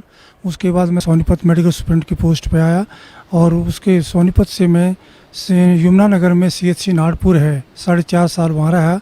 नाहरपुर से मेरी बदली जो है बिलासपुर जिला यमुनानगर में ही जो है बदली हुई। वहाँ से मैं CHC डीघल आया 2005 दिसंबर में और CHC डीगल से मेरी प्रमोशन हुई CMO झज्जर की जो है, और 2 साल 1 महीना में CMO झज्जर रहा। उसके बाद सर मेरी जो है वहाँ अपॉइंटमेंट हुई deputy director senior scale Panchkula, और पंचकुला के बाद मैं CMO सिरसा रहा 1 साल तकरीबन, और उसके बाद मेरी बदली हुई CMO हिसार के तौर पे, जहाँ से मैं 30 अप्रैल 2011 को CMO के पद से रिटायर हुआ हूँ। जी डॉक्टर साहब, संत रामपाल जी महाराज के शरण में कैसे आए? संत रामपाल जी महाराज की शरण में मैं ऐसे आया कि मेरी पोस्टिंग 1998-99 में कुरुक्षेत्र रही। तो और मेरी पत्नी जो है वो टीचर थी नर्सिंग कॉलेज में सोनीपत। तो एक दिन हमारे घर जो है किसी बच्ची का आना हुआ जो 12वीं क्लास में पढ़ती थी। तो बच्ची ने ये नानी जी को ये बताया कि नानी जी मैं सोमवार को आई तब भी आपका व्रत था, मंगलवार को आई तब भी आपका व्रत था, शुक्रवार को आई तब भी आपका व्रत था, तो मैं आपकी इतनी पूजा पाठ का एक कैप्सूल बना दूं, क्योंकि इतने व्रत उपवास आप रखोगे तो आप बहुत कमज़ोर हो जाओगे। तो मेरी धर्मपत्नी ने कहा कि बेटी बना देना। तो उस बिटिया ने कहा कि संत रामपाल जी महाराज का सत्संग हर तीसरे संडे को सोनीपत में होता है, और आपको इस संडे को, तीसरे संडे को मैं आपको लेके जाऊंगी। तो मेरी धर्मपत्नी ने पहले सत्संग में ही मालिक का नाम ले लिया और नाम लेकर कुरुक्षेत्र आ गई। कुरुक्षेत्र आने के बाद मुझे बताया तो मैं जो हूँ थोड़ा सा ये भौचक्का रह गया कि मेरे पूछे बगैर कैसे ले लिया। तो मैं राधा स्वामी डेरा सत्संग ब्यास में चला गया, और पीछे 2 घंटे बाद मेरी पत्नी वहाँ पहुँच गई। और उसके बाद जो है हम वहाँ का सत्संग सुना। तो सत्संग पहले भी सुने थे, लेकिन वहाँ मेन डेरे पे ये देखा कि कोई उनका जो प्रवर्तक है, गुरु है, वो सत्संग नहीं करता, वहाँ तो सीढ़ी चला दी जाती है। उसके बाद में हम वापस आ गए, और फिर मैंने संत रामपाल जी महाराज के हर तीसरे संडे को सत्संग सुने 5-6। और तब मेरी पत्नी ने, जब मैंने नाम नहीं लिया तो मेरे घर में जो है 3 दिन का गुरु ग्रंथ साहब का जो पाठ रखवा दिया, जो गरीबदास जी का ग्रंथ कहते हैं। तो कबीर परमेश्वर की वाणी है जो कि, तो उसमें तो संत रामपाल जी महाराज जो है 25 तारीख को भोग लगाने के लिए उस पाठ को आने, और मैंने 25 दिसंबर 1999 को संत रामपाल जी महाराज से जो है नाम दान लिया। उस दिन के बाद मालिक की दया है, मैं मालिक के चरणों में ही जो है लगा हुआ हूँ। डॉक्टर साहब, जो भक्ति आपके पूज्य गुरुदेव संत रामपाल जी महाराज ने दी है, उस भक्ति से आपको क्या लाभ मिला? सर जो मेरे पूज्य गुरुदेव संत रामपाल जी ने जो भक्ति दी है, उसके दौरान मालिक ने एक वाणी का उल्लेख करते थे कि जम जो राजा से डरे मिटे कर्म के लेख, अदली अदल कबीर हैं कुल के सतगुरु एक। तो मेरे जीवन के अंदर ये वाणी जो है बिल्कुल जो कि तो खरी उतरती है, क्योंकि मैं कलोई गांव में रोहतक ज़िला में पैदा हुआ था, और मेरी डेट ऑफ बर्थ 12/4/1953 है, और मैं 5वीं क्लास में अमृतसर चला गया था, और वहाँ पे पवित्र हरमंदिर साहिब के ही नकल पर जो है हिंदुओं का जो है दुर्गाना टेम्पल है। तो उस दुर्गाना टेम्पल में जो हूँ एक सेवक था, बहुत बूढ़ा व्यक्ति, वो ज्योतिषा काम भी करता था। तो उन्होंने मुझे कहा, मेरे बड़े भाई को जैसे जो है मास्टर जी कहते थे, तो मुझे छोटे मास्टर जी कहा करते थे कि छोटे मास्टर जी इधर आओ। तो उन्होंने मेरा हाथ दे कर के ये मुझे बताया कि काके बेटा आप जो है डॉक्टर बनोगे, और आपकी उम्र जो है 50 वर्ष है। तो मैं 50 वर्ष की आयु को जो है सुन करके, तो जब उनका भगत जी का संत जी का जो भी ज्योतिषी थे उनका हाव भाव देखा, तो वो एकदम से सहम गए कि बच्चे को आपने उम्र गलत बता दी, कि भाई ये ऐसा ना हो कि चिंता में पड़ जाए। तो उम्र तो उन्होंने ठीक बताई थी, लेकिन चिंता मगन ना हो जाए बच्चा, विचलित ना हो जाए। लेकिन मालिक की दया थी कि जो है मैं विचलित नहीं हुआ, और अपनी डॉक्टरी की पढ़ाई सुन कर के डॉक्टर बनोगे, तो अपनी पढ़ाई के अंदर ही मैं लीन हो गया और डॉक्टर ही बना। और जब मैं सर्विस में आया तो मुझे याद नहीं रहा, कार्ड के दबाव से जैसे पता लगा संत रामपाल जी की वाणी से कि हमारे ऊपर कार्ड का बहुत प्रेशर है, तो हमारी बुद्धि का कंट्रोल भी उसके हाथ में है। जब तक आप उसकी भक्ति या अन्य देव देवताओं की भक्ति करते हो, तो मुझे वो याद नहीं रहा कि तेरी उम्र 50 साल है। लेकिन जब मुझे जो है 10-11 अप्रैल की रात्रि को और ये मेरे हाथों में दर्द होना शुरू हुआ, मेरी छाती में दर्द होना शुरू हुआ। तब मैंने अपने बच्चों को, पत्नी को कहा कि पीजीआई रोहतक में चलते हैं, टेस्ट कराते हैं। तो वहाँ जा कर के देखा, एक जवान डॉक्टर था, बहुत अच्छा। उसको मैंने अपना परिचय दिया कि मैं HMS 1 ए ग्रुप का आदमी हूँ, SMA हूँ, डॉक्टर OP हुड्डा हूँ, मेरे ये क्लास फेलो हैं, मेरे ये टीचर हैं, आपको किसी की चीज़ की आवश्यकता पड़े आप उसको बुला लेना। तो उसने मेरी स्थिति देख करके जो भी जो है दाएं बाएं टेलीफोन किए सीनियर व्यक्तियों को। तो उसके बाद जो है मुझे इस ICU में शिफ्ट करने लगे हो। तो मुझे पता लग गया कि जो है भाई मेरे को कोई बहुत गंभीर बीमारी है।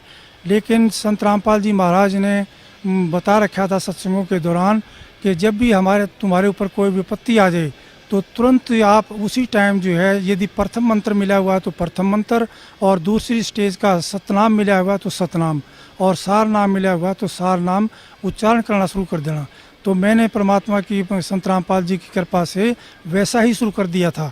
और मुझे जो है ये ऐसा महसूस नहीं हो रहा था कि मैं वाकई में ही इतना गंभीर बीमार हूँ जो मुझे ICU में शिफ्ट किया जा रहा है।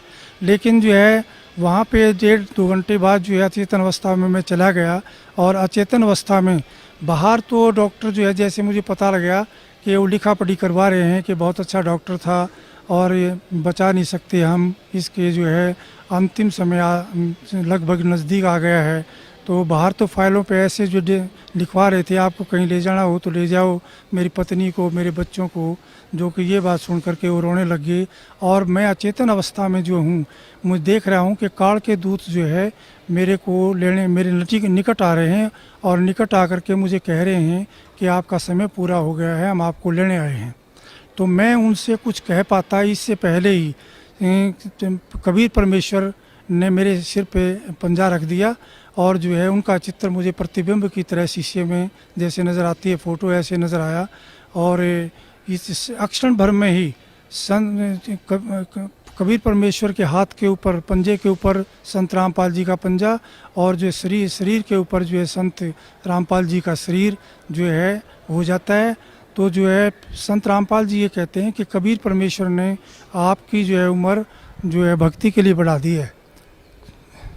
तो इस बात पर मेरा बहुत रोना छूट जाता है कि मालिक, आप ही स्वयं कबीर परमेश्वर है, आप चोला धारण करके आए हो, आप ही जो है ये सारे खेल कर रहे हो मालिक, आप ही कबीर परमेश्वर हैं। और इस काल के लोक में मालिक आपकी दया के बगैर कोई भक्ति नहीं कर सकता, आप ही भक्ति करा सकते हो मालिक। तो इतना कहकर मुझे रोना छूट जाता है। और काल के दूत जो है संत रामपाल जी महाराज को देख करके दूर भागने लग जाते हैं, और मैं अचेतन अवस्था में अपना सो जाता हूँ। तो जब 3 दिन मुझे ICU में हो गए तो मैं उठ करके जो है बाथरूम में पेशाब करने के लिए, बाथरूम के लिए जाने लगा। तो एक सीनियर डॉक्टर का राउंड हो रहा था, प्रोफेसर का। तो उनमें से एक सीनियर डॉक्टर भाग करके आया, उसने तो मुझे पकड़ के कहा, डांटा कि डॉक्टर साहब तुम क्या कर रहे हो, तुम्हें कोई अकल नहीं है, तुम्हें जो इतना भयंकर हार्ट अटैक हुआ था, हम हैरान है कि आप बच कैसे गए हो, तुम आपको पैदल नहीं चलना है बिल्कुल, तो आप बैठो अपने बेड पे, व्हील चेयर मंगाते। तो इस प्रकार से संत रामपाल जी महाराज ने मेरी उम्र दान दिया। संत रामपाल जी महाराज के बारे में मैंने अपने मेडिकल PGI MS के स्टाफ को, डॉक्टरों को बताया, लेकिन जो है परमात्मा के बगैर, संत रामपाल जी की महाराज की के बगैर जो है कोई किसी, ये आध्यात्मिक चैनल है जो हर एक में प्रेजेंट है, ये आध्यात्मिक चैनल और नहीं हो सकता। मालिक जिसका आध्यात्मिक चैनल और करते हैं वही हज़ारों किलोमीटर दूर से और देश विदेशों से यहाँ पर के मालिक की वाणी सुनने के लिए, मालिक के पथ पे चलने के लिए आ रहे हैं। तो मालिक की जैसे वाणी है, मुझे ये भी मैं उनको, अपने कर्मचारी अधिकारियों को सुना करता था कि मासा घटे ना तिल बढ़े, विद ना लिखे जो लेख, और साचा सतगुरु मेट कर ऊपर मार दे मेघ।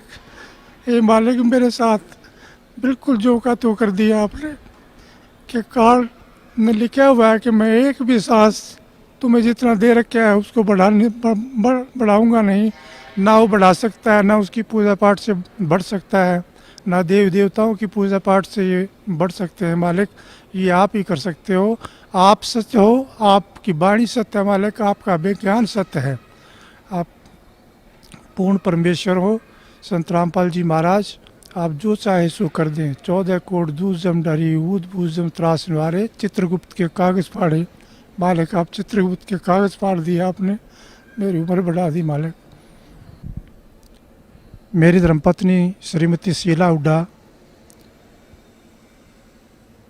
6/12/4 को PGIMS रोहतक में दाखिल हुई।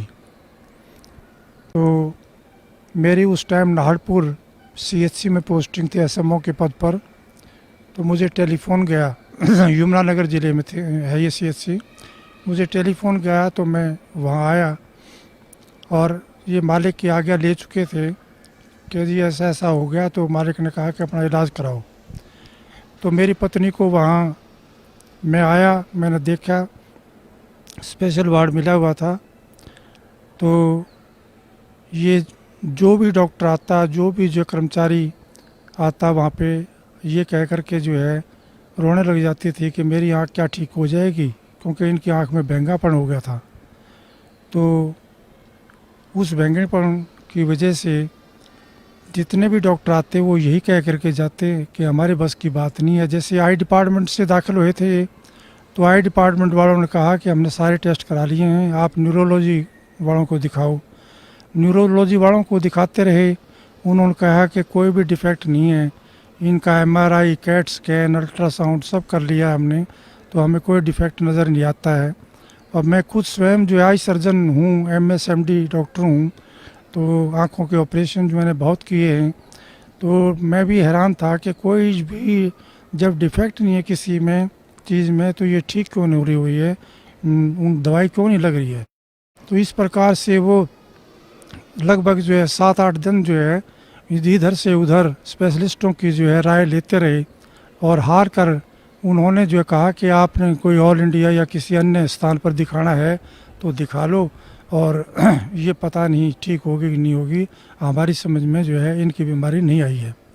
तो उसके बाद जो है ये संत रामपाल जी का सत्संग था बरवाला में, क्योंकि करौथा में भी सत्संग करते थे। ये 14 दिन के बाद जो यहाँ एक सत्संग यहाँ बरवाला में मालिक का होता था, संत रामपाल जी महाराज का। तो ये बस में बैठ कर के हमें बता करके कि मैं वहाँ जा रही हूँ, और ये बस में बैठ कर के यहाँ आई। और संत रामपाल जी महाराज सतगुरु से जो है के चरणों में बैठकर तो रोते हुए उन्होंने बताया कि मालिक देखो मेरी आँख ठीक नहीं हो रही है, डॉक्टर ने जवाब दे दिया है, आप ही मालिक, आप उम्र बढ़ा सकते हो तो आप क्या नहीं कर सकते मालिक। तो मालिक ने कहा कि मेरी तरफ देखो कि मैं कितने नज़र आता हूँ, आप 2 नज़र आते हो मालिक। दोबारा जो है नीचे करके गर्दन इन्होंने चरणों की सेवा करते टाइम दोबारा मालिक ने कहा देखो कितने नज़र आता हूँ मैं, मेरा 2 नज़र आते हो मालिक, मैं झूठ नहीं बोलूँगी। फिर तीसरी बार मालिक ने कहा कि अब देखो आप। तो मालिक ने जो है सिर पे हाथ रखा हुआ था, तो माँ ये कहने लगी मालिक एक नज़र आते हैं बिल्कुल, मैं बिल्कुल ठीक हो गई हूँ मालिक। तो ऐसे दयालु है परमात्मा, सतगुरु जो चाहे सो करिए, 14 कोट दूर जम डरी। ये मालिक आपकी वाणी सत्य, आप सत्य, आपने वाणी में बताया मालिक कि जय सतगुरु मिलते नहीं जाते यम के द्वार, यम द्वारे में दूत सब करते खींचा तान, उन तक वो ना छूटता फिर फिरता चादों खान, चारों खाने में भरमता कबू न लगता पार, सो फेरा सब मिट गया मेरे सतगुरु के दरबार। हे मालिक, मालिक आपने बड़ी दया करी, आपने जो है मेरी उम्र बख्शी। लेकिन मालिक के दरबार में आने से ये एक सच्ची भक्ति है, और सच्चे पुरुष हैं और सत्पुरुष हैं, और ये स्वयं कबीर परमेश्वर ही आए हुए हैं चोला बदल करके। तो ये जो चाहे सो कर दे। तो मालिक ने हमें ऐसा सच्चा ज्ञान दिया है जो धरती के ऊपर कहीं भी उपलब्ध नहीं है। क्योंकि मैं अपने परिवार सहित, बच्चों सहित जो है, पहले हमारी समाजी तो थे ही, क्योंकि रोहतक जिले से बिलोंग करते थे, और डीएवी स्कूल डीएवी कॉलेज में मैं पढ़ा। उसके बाद जो है हमने जैन मुनियों का नाम लिया। उसके बाद हम ब्रह्म कुमारी आश्रम में भी माउंट आबू गए, उनका भी 1.5-2 साल नाम लिया। उसके बाद जो है एक हमने साईं जी पंजाबी गुरु थे 80 साल के, 10 साल तक वो बनाए। उसके बाद संत रामपाल जी महाराज मिले, तो ये पता लगा कि उनके पास तो कोई भक्ति मार्ग था ही नहीं, कोई मंत्र है ही नहीं, कोई प्रमाण ही नहीं उनके पास। जो संत रामपाल जी महाराज ने हमें जो है सत मंत्र बताए हैं, प्रथम स्टेज के, द्वितीय स्टेज के सतनाम और सार नाम, वो सारे प्रमाणित हैं। गुरुओं की तो भरमार है देश के अंदर, दुनिया के अंदर। सतगुरु वही है जो सच्ची सच्ची बात बताए परमेश्वर के बारे में, इस जीवन में भी सुख दे और जो है हमें मोक्ष भी दे, सतलोक के रास्ते पर चलाए। सतनाम दे करके, सारनाम दे करके, प्रथम मंत्र दे करके, ये मालिक बड़ी दया करी, मालिक बड़ी दया करी, रजा बख्शना मालिक। ऐसे ही इस काल के लोक में भक्ति एक पल भी नहीं कर सकता मालिक, आप ही करवा रहे हैं जो कुछ, आपकी ही दया है संत रामपाल जी महाराज। दया रखना मेरे ऊपर और मेरे परिवार के ऊपर मालिक। तो भाइयों और बहनों, आपने डॉक्टर ओम प्रकाश हुड्डा जी का इंटरव्यू सुना, किस प्रकार से वो तकलीफ में थे और उनका जीवन शेष नहीं था, हॉस्पिटल में एडमिट थे। उन्हें भी आभास हो गया था कि मेरा जीवन अब शेष नहीं है, लेकिन सतगुरु रामपाल जी के आशीर्वाद से उनको पुनर्जीवन मिला। और परमात्मा कहते कि मैं जिसको पुनर्जीवन देता हूँ तो कम से कम 100 वर्ष तक उसकी आयु को बढ़ाता हूँ, यदि वो मर्यादा में रहकर भक्ति करने का वादा करे तो वैसे तो डॉक्टर ओम प्रकाश हुड्डा जी ने, जो कि पुनर्जीवन प्राप्त थे, उनको 100 वर्ष तक जीना था, परंतु भाइयों और बहनों बीच में मर्यादा तोड़ दी, क्योंकि इन्होंने साध संगति का पता लगने के बाद भी सतलोक आश्रम मैनेजमेंट हरियाणा का साथ नहीं छोड़ा। और सतलोक आश्रम मैनेजमेंट हरियाणा, सतगुरु रामपाल जी का परिवार, ये तो भैया स्पेशल काल के द्वारा धरती पर भक्तों की मर्यादा तोड़वाने के लिए भेजे गए हैं। तो ओम प्रकाश हुड्डा जैसे हजारों भगत अपने जीवन से हाथ धो चुके हैं अभी तक। उसके बाद भाइयों और बहनों, इनकी पत्नी है भगतमती सुशीला की आंख ठीक करना। तो इनकी पत्नी जो सुशीला जी है, किस प्रकार से वो आंखों से परेशान थी, क्या उनको रोग था और किस प्रकार से वो सतगुरु रामपाल जी की शरण में आई और परमात्मा ने उसकी आंखों को स्वस्थ किया, हम उन्हीं की जुबानी इस इंटरव्यू में सुनते हैं। सुनिए। क्या नाम है माता जी आपका? मेरा सुशीला हुड्डा है, मैं मिसेज़ हुड्डा हूँ, डॉक्टर हुड्डा की पत्नी। मैंने संत रामपाल जी का नाम 1999 में लिया था और उसी समय से मैं मालिक को यूँ महसूस कर रही हूँ कि जैसे पर कहते हैं कि भी भगवान वो होता है जो अंधे को आँख दे, कोढ़न को काया, बाझन को पुत्र दे, निर्धन को माया। तो ये मालिक स्वयं कबीर साहब आए हुए हैं, इन्होंने मेरी फैमिली में ये प्रूव कर दिया कि हाँ, मैं पूर्ण परमात्मा वाले काम कर सकता हूँ, मैं समर्थ हूँ। डॉक्टर साहब को ज़िंदगी बख्शी, जबकि बचपन में बता दिया था कि 50 इयर्स इनकी एज है। उसके बाद सिवियर हार्ट अटैक हुआ और मालिक ने बचाया। इसी प्रकार 2004 में दिसंबर 6 को मेरी आँख जो एकदम टेढ़ी होगी और डिप्लोपिया हो गया, मीन्स डबल विज़न होगी। देखती थी इधर तो मतलब मुझे लगता था जैसे सब दो दो हैं। तो मैं बड़ा परेशान हुई, PGIMS रोहतक में एडमिट हुई। मैं 10 दिन एडमिट रही स्पेशल वार्ड में, और मैं जितनी भी इंटर्न्स आती थी उनसे पूछती थी कि क्या इससे पहले कोई ऐसा केस आया है डिप्लोपिया का, क्या मैं ठीक हो जाऊंगी? तो वो कहती हाँ मैडम ठीक हो जाओगे, क्योंकि डॉक्टर्स का तो ये फ़र्ज होता है, साइकोलॉजिकली वो बूस्टअप करती पेशेंट को। लेकिन मुझे नहीं लग रहा था कि मैं ठीक होंगी। सारी इन्वेस्टिगेशंस हो चुकी हैं, न्यूरोलॉजिस्ट को भी दिखा लिया, आई स्पेशलिस्ट को भी दिखा लिया, मेडिसिन वालों को भी दिखा लिया, मेरी इन्वेस्टिगेशन सारी निल हैं, और कैसे ठीक होगा? तो फिर 10वें दिन उन्होंने कहा कि आप छुट्टी ले जाओ, घर चले जाओ। फिर मैं यहाँ मालिक के पास आई तो मालिक को मैंने कहा हे बंदी छोड़, इससे अच्छा मेरी मुक्ति करो, जब मुझे आपके दर्शन ही नहीं हो रहे मालिक, आप भी मुझे कई कई दिखाई दे रहे हो। तो परमात्मा ने मेरे सिर पे हाथ रखा और कहा इधर देखो। तो मैंने जैसे मालिक की तरफ देखा तो मैंने कहा इस पाक पवित्र स्थान पे खड़ी होकर मैं झूठ नहीं बोलूँगी, मुझे आप उतने ही दिख रहे हो 3-4 ही। फिर दोबारा बोले कि अब देखो, मैंने कहा उतने ही दिख रहे हो। फिर दोबारा मालिक ने जैसे हाथ रखा तो मेरे मालिक एक हो गए थे। तो मैंने कहा अब एक हो गए मालिक आप, अब मुझे दर्शन अच्छी तरह से हो रहे हैं। ये पूर्ण परमात्मा है, कमी है तो अपने अंदर है। मालिक कहते हैं अपनी वाणी में कि साहिब के दरबार में कमी काहे की नाई, और हंसा मौज न पावता तेरी चूक चाकरी माही। हमारी अंदर चूक है, जैसा परमात्मा कहते हैं इतना मंत्र करना चाहिए वो हम नहीं कर पाते, उनके नियमों पे हम खरे नहीं उतरते हैं, तो ये कमी हमारी है। मालिक पूर्ण है और पूर्ण परमात्मा है। और मैं इतनी भक्ति कर चुकी थी, टूट चुकी थी, मुझे भगवान की तलाश थी। अर्ली एज में मेरे पेरेंट्स की डेथ हुई तो मैं ये सोचती थी, मैंने नर्सिंग प्रोफेशन इसलिए ज्वाइन किया कि मैं किसी की डेथ नहीं होने दूंगी, मैं इतनी सेवा करूंगी कि किसी के माँ बाप ना मरे। और मेरे ब्रदर मेरे से अगेंस्ट हो गए थे। मेरे फादर सर छुटराम के पीए थे, तू लड़की हमारी बेइज्जती करवाएगी, हमारी नाक कटवाएगी, तू ऐसे प्रोफेशन, तू जो कुछ मर्जी कर ले, ये मत कर। मैंने कहा नहीं, मैंने यही करना है। तो मैं जहाँ भी जिस पेशेंट के पास भी खड़ी होती थी उसकी जी जान से सेवा करती थी। और किसी की डेथ भी हो जाती थी तो उनको रिलेटिव्स के साथ ही रोने लग जाती थी, ये सोच के कि ये क्या ज़िंदगी है। इंसान पैदा होता है, मर जाता है, इतना अजीज़ होता है, इतना प्यारा होता है, वो अलग हो जाता है, तो कैसी ज़िंदगी है ये। तो मुझे नहीं पता था कि ये ऐसा भी परमात्मा है जो कि जीवन मरण को भी ख़त्म कर देगा। अब मुझे ये पता चला परमात्मा कबीर साहब ही जो जन्म मरण को भी ख़त्म करते हैं और ये वायदा भी करते हैं कि अमर करूँ सतलोक पठाऊँ, ताते बंदी छोड़ कहाऊँ। ये सच्चे पुरुष हैं, सच्चे परमात्मा हैं, सच्चे बंदी छोड़ है। अब मुझे ये सेटिस्फेक्शन होगी कि ये सुप्रीम पावर है, इससे आगे कोई भी पावर नहीं है। और इस परमात्मा का जो ज्ञान है, जब साइंस फेल हो जाती है तब ये शुरू होता है। ये प्रूव कर दिया परमात्मा ने हमारे ऊपर कि जब हम डॉक्टर्स ने जवाब दिया और उसके बाद परमात्मा ने ठीक कर दिया, सिर्फ आशीर्वाद दे के ही। तो ये पूर्ण परमात्मा हैं, हर हालत में 101% है। और अब ये विश्वास भी हो गया कि दोबारा इस जन्म मरण में हम नहीं आएंगे, हमारा मोक्ष भी पक्का होगा। तो भाई और बहनों, आप जी ने डॉक्टर सुशीला हुड्डा का भी इंटरव्यू सुन लिया है।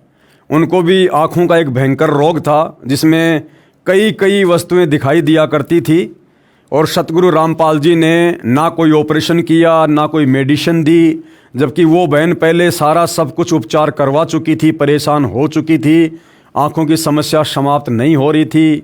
लेकिन सतगुरु रामपाल जी के पास जाते ही और आशीर्वाद मात्र से ही उनकी आंखें बिल्कुल स्वस्थ हो गई, क्योंकि ये परमात्मा के गुणों में लिखा हुआ है कि यदि साधक की आंखों की रोशनी चली जाए तो भी परमात्मा उसे स्वस्थ कर देता है। तो भाइयों और बहनों, सतगुरु रामपाल जी वर्तमान में स्वयं कबीर परमेश्वर हैं, पूर्ण ब्रह्म परमात्मा हैं। और इनके विषय में यदि आप अच्छे से जानना चाहते हो, इनको पहचानना चाहते हो, तो वैसे तो जीव की औकात नहीं है जो खुद के बलबूते पर संत की पहचान कर ले, लेकिन यदि उसकी नीयत अच्छी है और भक्ति यदि मर्यादा में रहकर करेगा तो परमात्मा उसको सद्बुद्धि देते हैं और परमेश्वर स्वयं ही आशीर्वाद देकर अपनी पहचान करवाते हैं, ताकि भगत दृढ़ होकर भक्ति मार्ग पर लगा रहे। तो भाई और बहनों, ऐसे ही बहुत सारे इंटरव्यू, बहुत सारी जानकारियां हमें आगे भी इस पुस्तक से प्राप्त होती रहेंगी, ताकि हम निकट भविष्य में कभी भी ऐसी गलती ना करें जो गलतियां हमसे पहले हमारे अन्य भगत भाई बहन कर चुके हैं और उसकी सज़ा भी भोग चुके हैं। तो कोई भी पुस्तक पढ़ने से, सत्संग सुनने से हमें शिक्षा मिलती है, सावधानी प्राप्त होती है, ताकि हम निकट भविष्य में वो गलतियां ना करें और अपना जीवन मर्यादा में रहकर भक्ति करते हुए सफल बनाएं। तो भाइयों और बहनों, आज के इस वीडियो में केवल इतना ही। अगले पार्ट में कल मालिक के आशीर्वाद से फिर हाजिर होंगे। तब तक गुरुदेव भगवान हम सबको आज्ञा दे, आशीर्वाद दे, सद्बुद्धि दे। बंदी छोड़ सतगुरु रामपाल जी भगवान की जय हो।